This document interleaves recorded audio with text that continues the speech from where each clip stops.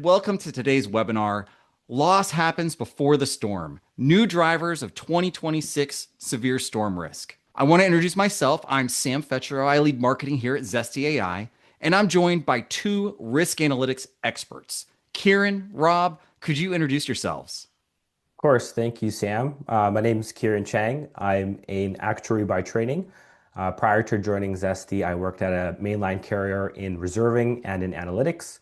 And here at ZestyAI, I help carriers scope out and run pilots to help them understand what value ZestyAI can bring to their business. And I'm Rob Silva. Very nice to meet everyone. I'm also an actuary by training and a state manager. I worked on personal lines in a mainline carrier also, and happened to be one of ZestyAI's first customers, actually. So this is, I now work in making sure our customers get the most they can out of whatever products they buy from us. Well, at ZestyAI, everything starts with data. We build proprietary property level intelligence by combining aerial imagery, building records, climatology, and most importantly, carrier loss experience. That loss data anchors our models in how risk actually materializes in the real world. We apply AI to transform that data into validated risk signals across major property perils, wildfire, hail, wind, severe convective storm, and non-weather water. And this includes our latest model released yesterday, Z-Spark, tackling everyday fire. Computer vision and machine learning also power Z-Property, our nationwide data set of property characteristics like roof age, condition, vegetation, and other drivers of loss. That intelligence then moves into action. Through the Zorro platform, we use agentic AI to accelerate insurance workflows. For example, Zorro Discover reduces regulatory and market research time by 95%. The result, faster decisions, clearer risk segmentation, and transparency regulators can stand behind. And that's why ZestyAI has earned over 200 regulatory approvals across the US. So let's start with our first question. How does your team currently assess severe storm risk? Do you use traditional CAT models, maybe internal actuarial analysis and historical claims data, perhaps third-party analytics, AI-driven models, or maybe it's a combination of the above, or maybe you don't have a formalized approach? That's okay too. Let us know where your organization stands, and we'll reveal the results in about 30 seconds. Awesome. Well, the majority of folks, 66%, using a mix of the above, and then coming in next, traditional CAT models, 25%, and then sort of a small smattering for the other categories. No one doesn't have a formalized approach. That's great. So let's start with why this conversation matters. Severe convective storm losses have fundamentally reshaped the risk profile of U.S. property portfolios. Over the last 3 years alone, insured losses reached $66 billion in 2023, $59 billion in 24, $51 billion in 25, the first time in 2 decades that the three costliest SCS years have occurred back to back to back. So this isn't a one-year anomaly. Insured losses have been climbing steadily the past 20 years, with a compound annual growth rate of nearly 12%. And there are several forces driving that trend: growing exposure in storm-prone regions, aging housing stock, rising insured values. But what makes severe convective storms particularly challenging for insurers is how localized and repetitive the losses are. Unlike a single catastrophic event, storms can hit the same region multiple times in one season, exposing the same properties repeatedly. And even within a single zip code, loss outcomes can vary dramatically. Two homes experiencing the same storm can produce very different claims depending on roof age, structural complexity, and accumulated damage. That variability is exactly where traditional territory approaches start to break down and why property level risk intelligence is becoming essential. Matt, you have a question. Is this updated on inflation? Yes, this is inflation adjusted. So as we head into the 2026 season, we're in a weak La Nina pattern. Historically, that shifts conditions in a way that supports more severe convective storm activity in the plains, Midwest, and Southeast. More favorable jet stream setup, more instability. And we've already seen this show up. March 10th, we had a major outbreak, EF3 tornado across Illinois and Indiana, and hail up to 5 inches. So the signal is real. La Nina changes the backdrop, but it doesn't tell you where the storms will hit, which properties will take damage, or how the losses actually show up on your book.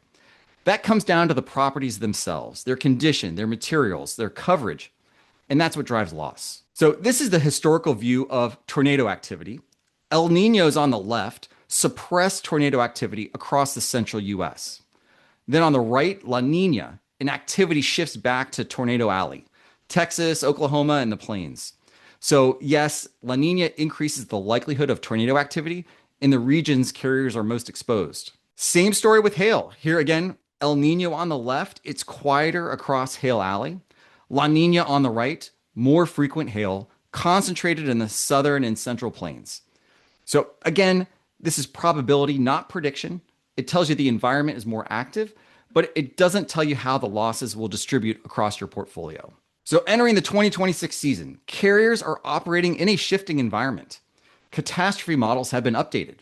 Coverage architecture continues to tighten in hail exposed states. Claims outcomes are influenced by regulatory scrutiny and dispute dynamics. And the market conditions are beginning to shift back towards growth as reinsurance capacity improves. Together, these forces are reshaping how severe convective storm risk translates from hazard to loss to portfolio performance. So let's quickly walk through each of these developments. We'll start with what's changing inside the catastrophe models themselves. Major vendors released updates late last year that incorporate more recent hail and straight line wind experience. They also updated vulnerability curves reflecting the aging housing stock and some changes in roofing materials. There are also improvements in hail swath placement and better calibration of damage. The practical impact of these changes is that secondary characteristics, things like roof age, material, condition, have more influence on modeled losses within the same territory. So portfolios that were evaluated under prior model assumptions may produce meaningfully different results under the current versions. Second, coverage architecture continues to tighten in states with persistent storm activity. Using Zorro Discover, we analyzed more than 2,000 homeowners filings across several hail-exposed states. Percentage deductibles are now essentially the baseline, with 90% adoption by top carriers in those states. ACV roof provisions are triggering earlier in the roof lifecycle. And cosmetic damage and anti-matching clauses have dramatically increased in adoption, going from 20% a decade ago to 90% today. Together, these provisions now stack deductible, valuation, and loss definition controls at claim time, changing how moderate severity roof losses develop. Third, the claims environment continues to influence severity. Across several states, regulators have recently objected to appraisal language in homeowners' filings and required revisions. You can see on the right, we asked Zorro where arbitration clauses are coming up in regulatory filings. Common issues include allowing either party to invoke appraisal unilaterally or restricting policyholder choice in arbitration forums. These regulatory decisions interact with contractor solicitation, claim filing behavior, and appraisal disputes. So even with tighter coverage language that we talked about just before, realized loss severity still depends on how these provisions operate during claims time. Fourth, market conditions are beginning to shift. The January 1 renewals showed increased reinsurance capacity and moderating rate pressure in property cat programs. And so that's bringing growth targets back into focus for many carriers. But severe convective storm volatility remains elevated. So this creates a balancing act for carriers, expanding exposure in hail-prone regions while maintaining that disciplined risk segmentation and avoiding concentration of those moderate severity roof losses. So as growth returns, carriers are making different decisions about storm-exposed markets. And we want to take a poll of the audience. So how is your company approaching growth in SCS-exposed states? Are you actively expanding your footprint? Maybe you're maintaining your current exposure, or perhaps still reducing exposure in SCS-prone markets. Let us know where you stand, and we'll reveal the results in about 20 seconds. Tabulating. So it looks like the majority, 62%, maintaining the current exposure. Coming up next, about a third actively expanding footprint. And then 10% of the minority are still reducing exposure in SCS markets. As I turn things over to Keren, you talk to carriers every day. Does this match kind of what you're hearing in the market? Yeah, absolutely. Seeing maintaining exposure as being the top choice isn't surprising at all. A lot of carriers right now are trying to get that edge, get that extra data point to help them make a smarter, more meditated decision. And that's why we're here today. And thank you, Sam, for giving us the lay of the land and showing us what trends look like today in severe convective storm risk. But diving right in, let's talk about why current methods are falling short. So what we're seeing in the industry is that there's a widening gap between model outputs and realized losses. And it's not just due to volatility, as we saw through the year-over-year trends. There's a structural gap that exists. Current methods were never designed to capture the complex and dynamic interactions that actually drive severe convective storm risk. For example, how a roof's geometry and age and condition interact with the environment that it is exposed to. To capture those interactions, you need to have high quality and reliable data, and that's where things break down right now. Because right now, a lot of carriers might be relying on outdated pre-fill solutions, or they're largely dependent on policyholders to provide that property-specific information. And most homeowners, myself included, we don't know what the precise pitch of the roof is, the exact height, or the current state of the shingles. And when best guess data is the foundation for your underwriting and your modeling, your results are going to reflect that. And this lack of granular visibility is what forces carriers into, this blanket territorial approaches, because if you can't see risk at the individual property level, your only option is to paint with the same broad brush. And that's a problem because over time that is going to erode your portfolio. To understand why current models are underperforming right now, it helps to know where the industry's focus came from for hail and for wind. So starting with hail, modeling has its roots in crop insurance. So if you think about a 2-inch hailstone, that's going to have a very high likelihood of destroying a crop immediately. You're not going to get any fruit from that. So the industry built models to look for those large salient events, and that framing made sense for agriculture, but it doesn't necessarily translate to residential and commercial properties. And what our work and research has shown, also partnering with the IBHS, is that for structures, damage is going to accumulate over time and not coming from those large salient events. It's going to be those sub-severe storms that strip the granules and degrade the roof's resilience until a moderate event triggers a full replacement claim on a property that initially looked like an average risk on paper. And 99.4% of hailstorms fall into this sub-severe category, and CAT models simply weren't designed to model these types of events. The same principle applies to wind. The industry tends to think about wind risk geographically. Very simply, is this property in a high wind risk zone or not? But research is very clear that how a roof performs in a windstorm has far more to do with the roof itself than where the roof is actually located.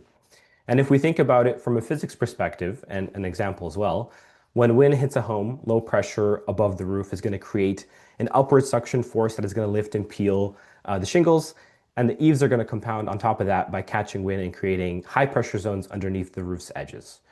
Now, if we take two houses on the same street, hit by the same storm, for example, a steep pitched gable roof is going to act like a sail. It's going to catch wind and going to generate significant uplift, while a low pitched hip roof is going to be resilient and deflect the wind in all directions. So basically, same street, same storm, but completely different outcomes due to the significance of the roof geometry. And I want to be clear, none of this is hidden. Things like pitch, shape, material, and condition are all visible and measurable from above using imagery. The question is whether you can capture that accurately across your entire portfolio, and if you can streamline it. But first, let me show you what it looks like when a carrier isn't able to do that. So what we're looking at here are aerial images of the same property at 4 points in time. And in my opinion, these 4 images represent the life cycle of a claim that was totally avoidable. So starting off at initial underwriting, the property met guidelines, nothing was flagged. But as we move through renewals 1 and renewal 2, you can see what I'd call silent degradation. So things like the cumulative effect of sub-severe hail, but also environmental wear and tear that's going to materialize over time. And at first, it can start off as being super gradual. But as we can see here, it can compound. And even here by the second renewal, you can see that there's a tarp on the roof, which is likely concealing a significantly compromised section of shingles. In the fourth image, the claim paid in year 4 was shaped by the underwriting and renewal decisions made in the years prior. And the physical evidence of the increased vulnerability was there at each renewal. Again, it's just a question of whether your tools could see it. And that's really the core problem. Without property level intelligence, your view of that risk might not meaningfully change, even though the property is deteriorating in real time. You might be making renewal decisions based on the same information you had at inception, but if you had property level intelligence, you have a much broader set of targeted options, things like coverage selection, deductibles, and loss control. How do you solve for that? And that's what I want to get into next. So here at ZestyAI, for us, it starts with the data. So we work with several imagery vendors across the country and apply proprietary computer vision models to extract those structural characteristics directly from the aerial images. So things I've already mentioned already: roof geometry, material condition, penetrations, the number of them and the type of penetrations, solar panels, the list goes on and on. Things that don't exist in the standard property data feeds. The imagery we use refreshes up to 4 times a year, so our view of the property evolves as the actual property evolves. We also bring in non-imagery data sources like climate information and permit data to get a complete picture of the structure and the environment that it is exposed to. The modeling architecture matters just as much as the data, which is why our models are built on gradient boosting machines, because we know that severe convective storm risk doesn't behave linearly. The interactions between the roof pitch, the hail frequency, accumulated damage isn't something a traditional model handles well, and GBMs were specifically designed to capture that type of complex non-linear interaction. Summarizing, pulling all of it together, over 50 property level features, we're pulling that structural and climate data and modeling it together, and then grounding it in actual claims data from multiple carrier partners across the United States. And the result is a model that can identify what makes one property resilient and another susceptible in the same storm. And this is the type of differentiation that territory-based approaches will have a very hard time replicating. Now I want to introduce our Z-Storm model a little bit more formally and what you actually get out of it. So Z-Storm is our severe convective storm risk model, and it's combining 2 underlying models, our Z-Hail and Z-Wind model, into a single holistic view for carriers that underwrite and price these perils together. So every property is going to get 2 scores, a frequency score ranging from 1 to 10, and a severity score from 1 to 5. And these respectively represent the annualized probability of a property being involved in a future hail or wind claim, and the relative claim size if the property was involved in a claim as a percentage of coverage A. And importantly, these 2 scores are independent because we know in the real world, frequency and severity aren't going to always move in the same direction. A property that claims often doesn't necessarily have expensive claims, and keeping them separate gives you a much more accurate picture of what you're actually dealing with. What we've seen many carriers do with this modeling framework is combine the 2 scores to create a 50-point decision matrix to segment risk across their portfolio. So the matrix on this slide shows an example of how those combinations map to 3 action tiers. And I want to be clear that this is purely illustrative. The actual thresholds are calibrated to each carrier's risk profile and appetite, and it could largely depend on what your book of business currently looks like today. And what's worth highlighting is that each cell in this matrix isn't just a color. Behind them is a real set of loss probabilities. What that means is you can generate estimates of property level average annualized losses for any segment or combination of segments. And for actuaries like myself and Rob, that's a very meaningful input into rate setting, since you now have property level expected losses to support and validate your rating factors rather than relying purely on territorial loss experience. And just a little bit more on the zones from an underwriting perspective. If you think about green in the lower left, this is your low frequency, low severity zone. You want to write these with confidence. You can straight through for underwriting. You can most likely skip the inspection and save those dollars, and you can be very competitive on pricing. Yellow is going to be your right with care tier. So think of your ACV endorsements, your higher deductibles. Consider additional scrutiny depending on what your appetite is. And finally, red is where you want to have deliberate decisions on eligibility. Definitely have the endorsements and the elevated deductibles. The key point across all tiers is that you're making those calls at the property level rather than painting the territory with one brush, again, which ties back to everything we've discussed today. So beyond the tier framework we just covered, I want to quickly walk through some of the specific actions that ZStorm enables. And these are ordered here from ease of implementation, easiest being at the top, and increasing difficulty as we go down. So the quick wins are already what I mentioned already. So the ACV endorsements, cosmetic damage exclusions, property level roof replacement schedules, and targeted deductible adjustments. These are going to be relatively straightforward. You can think about applying them, to maybe that yellow zone, and they're going to have an immediate impact on your severity exposure. Moving down the list, you have your new business selection and non-renewal decisions. These are obviously going to be more operationally involved, but they're going to pay dividends over time since you're actively shaping the composition of your book rather than just reacting to, a particular accident year where you had really bad losses. And concentration management becomes much more meaningful as well because you can not only see how much exposure you have in a region, but you can see how much exposure is at that elevated risk segment. Think of that red zone. And finally, at the most sophisticated end is the property level peril rating. And this is where we see the biggest business impact. So if you think about it this way, when you price every property according to its actual risk, a few things happen simultaneously. So first, high risk properties are going to get priced accurately, which means they either pay an adequate premium to be on your book or they have to go elsewhere. So you're no longer unknowingly subsidizing them. That's going to free up capacity to grow where you actually want to and be more aggressive and competitive on good risks. And again, the net effect is a cleaner and better priced book with more room to grow in segments that you actually want to have. Before I jump into the demo, I want to leave you with one more concrete data point that I think puts a lot of things we've talked about into perspective. So what you're looking at here is ZStorm's risk segmentation, and how we're looking at that is plotting against storm claim cost dollars as a percentage of coverage A. The x-axis here runs from the lowest risk combination, so that's your frequency of 1 and severity of 1, all the way to the highest, which is the frequency of 10 and severity of 5. And the spread between those two ends is 53 times, meaning that within any given territory in your book, the properties at the high end of that curve are going to be generating losses at 53 times the rate of the ones at the low end. And right now, these two groups could likely be priced and underwritten in a very similar way. And again, this is the type of gap that ZStorm is trying to address. I'm going to pass it over to Rob to go over a carrier case study for ZStorm, as well as a discussion on cat modeling. Over to you, Rob.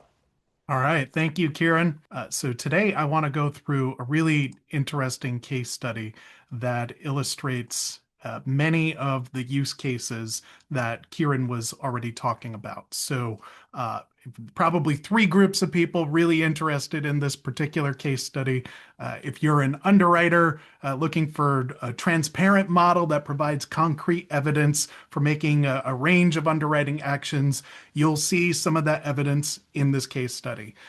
If you're an actuary looking for clear justification to charge variable rates based on wind or hail risk, you'll see some of that justification today. And if you're a cat modeler or you're working in reinsurance and you're looking for ways to add certainty to your estimates, you'll see how our data can help bring that certainty. So today's case study involves one policy, actually. It's a commercial policy of 25 apartment buildings right next to each other. And this group of apartment buildings suffered an aggregate loss across all of them from a wind event. And in that particular wind event, 16 of these buildings were damaged, and then the remaining 9 did not have a claim filed with them. So what we should be able to see is using our data that Keren has been talking about for this whole presentation, that we are able to tell some sort of difference between the buildings that were damaged and the buildings that were not damaged. One of the ways we typically do an analysis like this is we'll do a retrospective study. So because so much of our data is based on aerial imagery, we actually have a historical catalog of images. So we can look at images that were taken before this wind event occurred. So we're able to assess the condition of the properties before the wind event occurred and then estimate what we would expect to see if an event did occur. So I think you'll be very interested in the outcomes here. Let me start by reviewing some of the overall findings we had from this study. The first one is that 2 of the structures out of the 25 had major roof damage. Our second finding is that several of the structures have aging roofs, and then 2 of them have high storm risk, 13 of them have moderate storm risk, and then even 2 of them have high wildfire risk, and 5 of them have moderate wildfire risk. So we're not really talking about wildfire risk here, but it is obviously something we look at. So we'll be focusing on the property conditions and then the storm risk. And we'll start by looking at some underwriting type decisions that can be made, and then we'll show some evidence for pricing type decisions, and then we'll show you how this data can actually be used in CAP models. So the first thing I mentioned about these properties, and we're going back into ZView real quick again here, is that 2 of the roofs had major damage on them. So if you're looking at individual properties in ZView, you can see on this image here that, okay, this roof does look like it has major damage. This is one of the ones that were identified as having major damage. And I just want to reiterate again, we don't just give you the quality itself of major damage. We'll give you a reason why we think that that roof has major damage on it. And in this case, it's the presence of significant missing roof material. So we do like to provide models that are very transparent and that actually give you concrete reasons for making your decisions. So as an underwriter, you probably want to look at the roof conditions across all of these structures, and maybe you would insist on them repairing the roofs before writing the policy, or you may just decide to pass on the policy altogether. Across the board, one of the things that we will do with our customers is we'll compare the distribution of roof qualities in this instance to the distribution that we would expect to see in this particular area that we're looking at. So in general, this is a pretty small sample in this case study. We've got 25 structures here. In general, they're pretty close to our expected distribution, except for those 2 structures that do have significant roof issues that we already identified. So that really sticks out in this particular policy here. We also note the roof ages of the property. So I had said before that many of the roof ages were starting to get older. And this is actually something that shows in this data as being quite predictive of whether the roof was going to have a loss in this wind event or not.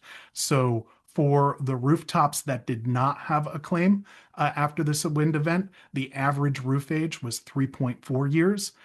For the rooftops that did have a claim after the wind event, the average age was 7.9 years. So the roofs that did have a loss were 2.3 times older than the roofs that did not have a loss. So this is definitely justification for potentially limiting coverage based on roof age or charging variable rates based on roof age. But the next slide will show you even more compelling evidence for charging variable rates across this study. So here is the claim rate by risk level. So now we're looking at the Z-Storm model that Keren was talking about. And we're identifying certain groups of those scores as very low risk all the way up to high risk. And you see this really impressive increase in the rate of claims across those structures that fit into those categories. So the probability of being involved in a claim is 4 times higher whether you're in a high risk category or a very low risk category.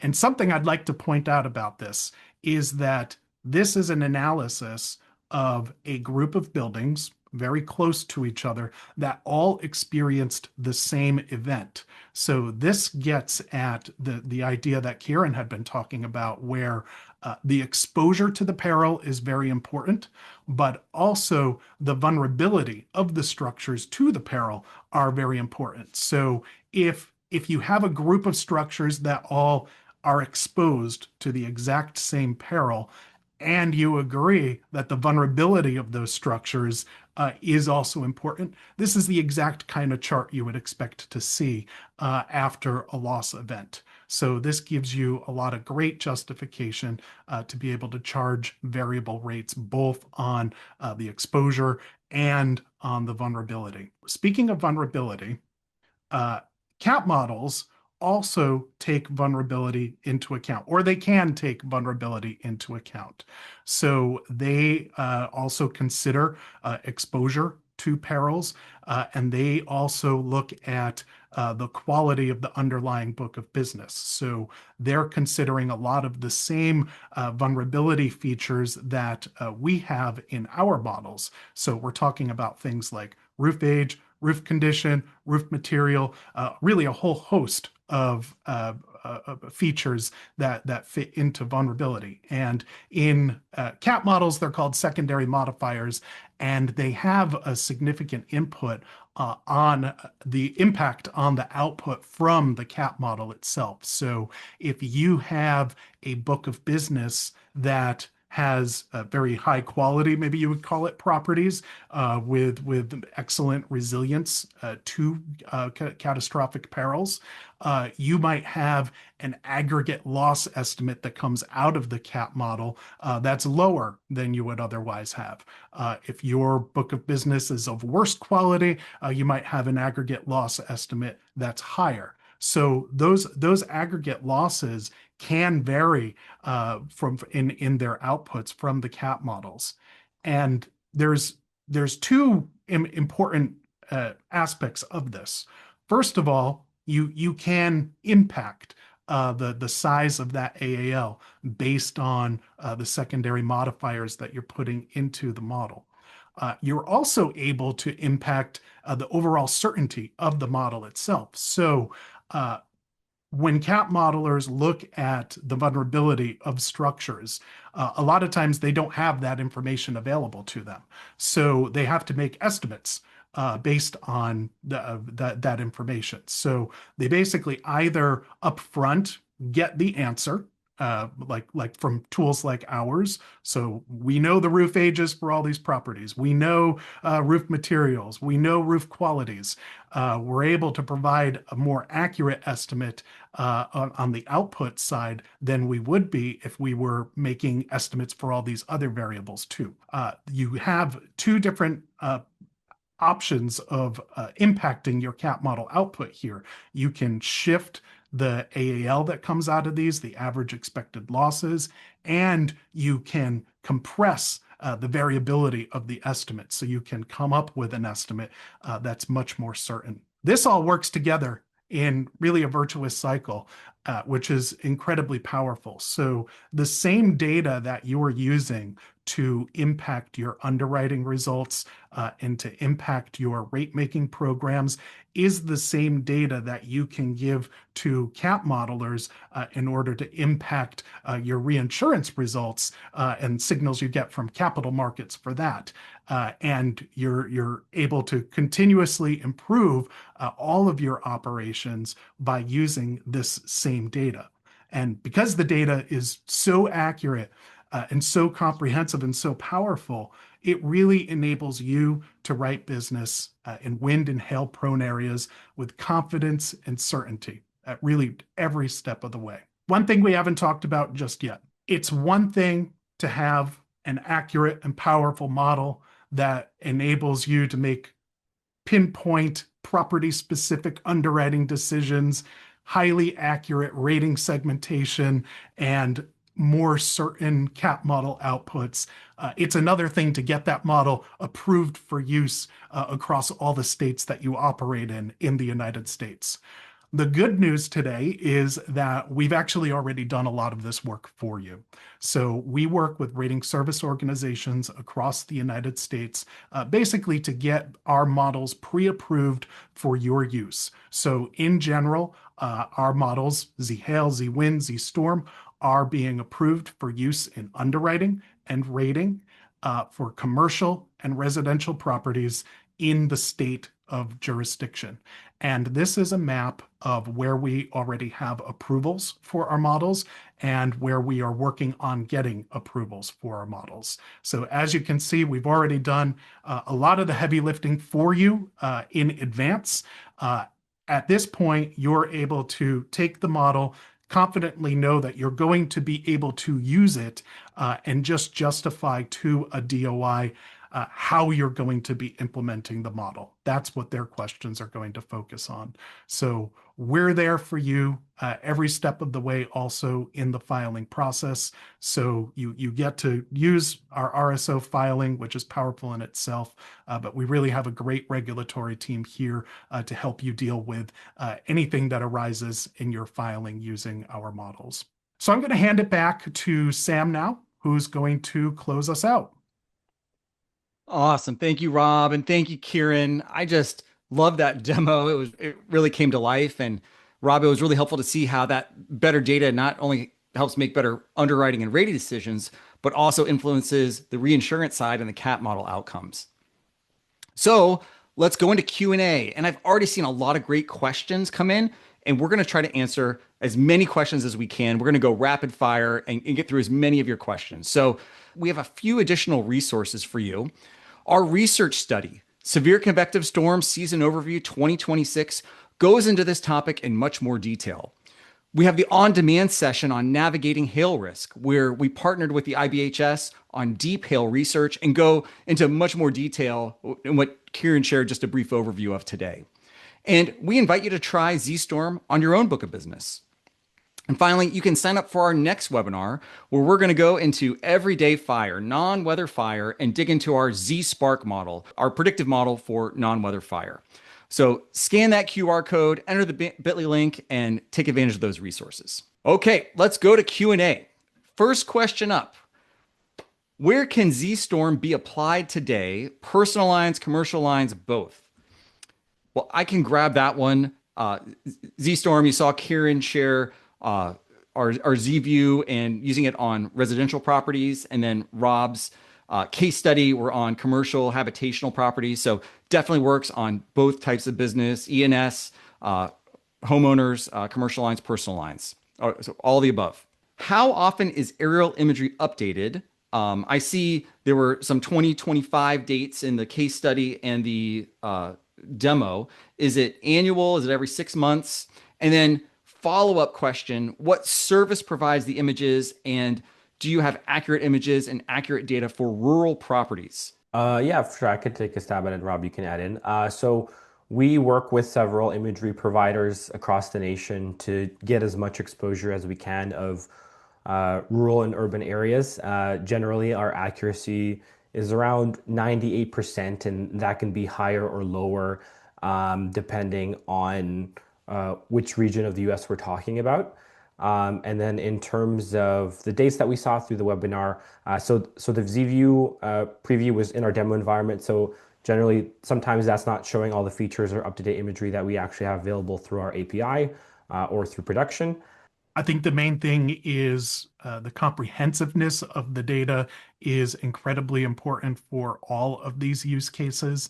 The higher you get that number, the easier it is for you to justify it to regulators and your own business users to actually use. And ours is quite impressive there, as Keren has pointed out. So yes. And I think it's really helpful that we use all the major aerial imagery providers. So we have the broadest coverage and a more recent high fidelity image to work from to run our computer models against. And so that allows us to have great coverage even in rural areas and multiple updates a year. Okay, next question. This is from Spencer. We're currently using roof condition data, and I'm curious how carriers utilize pitch, roof shape, or what are some best practices to sort of evolve how they're looking at the roof? One way to approach using data like this, one way that we approach even creating the data is knowing in advance that there's some sort of scientific relationship between the data point and actual losses. So roof pitch is a great example. It does impact wind losses for sure, and it's something that you should be able to use. So it does come into play in the risk models that we have. So by using the risk model, you are actually using features like roof pitch and roof quality. And one of the important things to know about using these individual features is they do have their own individual impact on ultimate losses, but they interact with all the other features that also have an impact on losses. So it's really important to know, just using those two examples, the roof pitch and the roof quality, and how each of those on their own impact your losses and how together they impact your losses too. And our risk models are designed specifically to capture those kind of interactions. Okay, the next set of questions, there are a bunch on roof age. Maybe we just hit these one by one. David asks, do you capture roof age? The answer is yes, absolutely. The follow-up question, what sources are you using to estimate roof age or verify roof age? We partner with the same imagery providers that give us the images for ZStorm or ZProperty or other products. But we also, like on top of that, we look at, historical 20 plus year image history to look, sequential images. Has there been any roof changes? That's like to reset that roof age. But on top of that, we also look at non-imagery sources as well, like roof permit data. Was the structure built in 2015? If it wasn't, then that is the most recent roof age we have. Several ways for us to determine what the roof age is. But yes, we do that all in-house, and we have a product for that called Roof Age. And then another follow-up question, does the roof assessment model have a feature where it analyzes if a roof replacement has been carried out by historical imagery? I think you answered that question, but maybe just make sure we really hit this question. Saw in the slides, the roof is verified to be 13 years old based on historical imagery. How does that work, Keren? Yeah, exactly. So just as I mentioned, 13 years ago, we compared, for example, the image from 14 years ago and the image from 13 years ago. And our computer vision model analyzes it and sees, oh, this was a tile roof. Now it was changed to shingle roof, or the condition has changed materially. That signifies that the roof has changed, and we would say the roof is 13 years old. That's how we would do that. And the model would also look at that building permit information. It's going to use multiple ways to validate that. And you'd also have a confidence score to how confident are we with the result. So you get all those outputs as part of roof age. But Keren, loved how you described it. You showed the distribution of the carrier's portfolio against the state distribution. And that was for roof, I think it was roof quality. Can we do the same thing for other variables like roof age or other features? Yeah, we do have expected different distributions for just about any of our features, really. So roof age would definitely be one of them that we're able to analyze by state, certainly roof quality. Is there loss data parameterizing ZStorm? So does ZStorm use loss data? Keren, maybe you can tackle this one. Yeah, for sure. I touched on this a little bit, but here at ZestyAI, we have a very large loss exposure database, several millions of records that we have received from carrier partners across the United States. And that is the backbone of all of our risk models. For frequency, those losses are going to be the target. For severity, those losses are going to be the target. And then, like I mentioned, basically we're using features like all the property characteristics, all the climate features, vegetation, to predict that frequency and severity using our exposure database. Which products consider total roof surface area and also solar panels? So that's our ZProperty product. That's the model that's going to feed the information to our risk models. So it will return the presence of solar panels. It will also return the solar panel area. And I think maybe there was a question about whether those were reflected in our FCAS models, and they are, since we found through the model creation process that those drive severity, which is very logical. If there's a solar panel, most likely if you have a loss, it's going to be more expensive. Finally, please stay connected. You can reach out directly to Keren, Rob, and myself. Our emails are listed at the bottom of the slide. That's it. Thank you so much for taking the time to join us today. Have a great rest of your day.